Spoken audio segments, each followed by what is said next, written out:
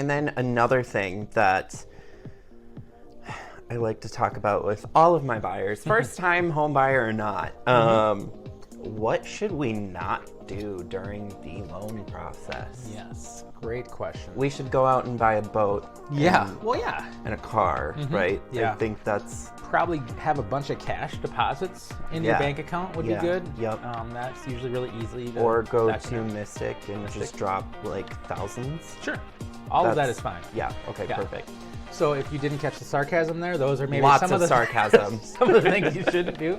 But it's funny because you almost think that you shouldn't have to talk about those things, but it does happen. If you don't know, you don't know. You don't know exactly. Yeah. So if you think about it from the financing perspective, I mean, we have a snapshot in time of your profile, right? So if you do something to change it, so to your point, you buy a car, that's going to affect your debt to income ratios, right? That could affect whether you qualify for the house or not, right? It's that big of a deal.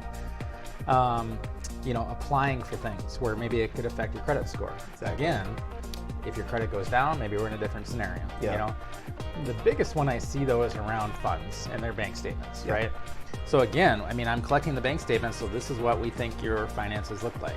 And now, again, if we have cash deposits, not to say you can't get cash, but from a mortgage company standpoint, there's no way to document it. There really isn't. Okay, so we can't really use those funds toward the transaction. So that's not really helping this scenario. So I would just kind of say, if you do have cash, just hold on to it until after the closing. Yeah. Do whatever you want with it after that. Yeah.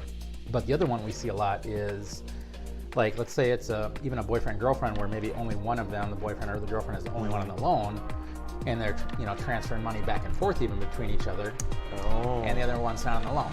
Well, not that that can't happen, but now we've got all this documentation. I have to get bank statements from the other boyfriend, girlfriend, whatever, and we got to figure that out. So the transfer thing caused a lot of, and I wouldn't say issues to the point of that they're not going to get approved, but it's just a lot of more work for you as the buyer, a lot more work for us. Explanation letters, all that fun stuff.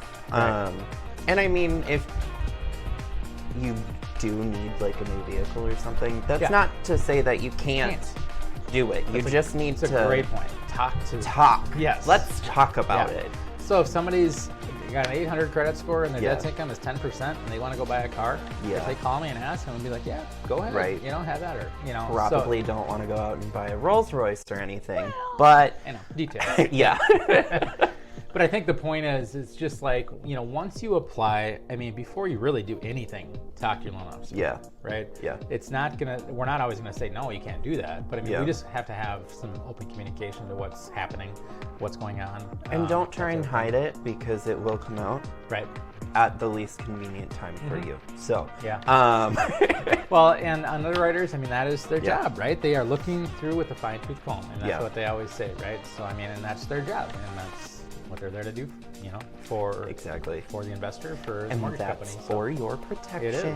It is. I know it gets so annoying when they're hounding you with, I need an explanation for all of these deposits going back so many months. Right. You're like, well, why? Why? I don't remember what that was for, right? Let's think about 2008. Yeah, no kidding. Well, that's it is probably a good reason to explain that. I mean, basically, there was a lot of money laundering, is what we would almost call it, or layering, whatever you want to call it, around deposits. I mean, money was coming from sources, and we didn't have to source it back then. Right. Well, that caused a lot of issues. We had a crash because of that, or part of the reason. Right. So that's the reason that this has kind of come full circle, and we have to explain all those things. Exactly. So, yes, annoying for your protection.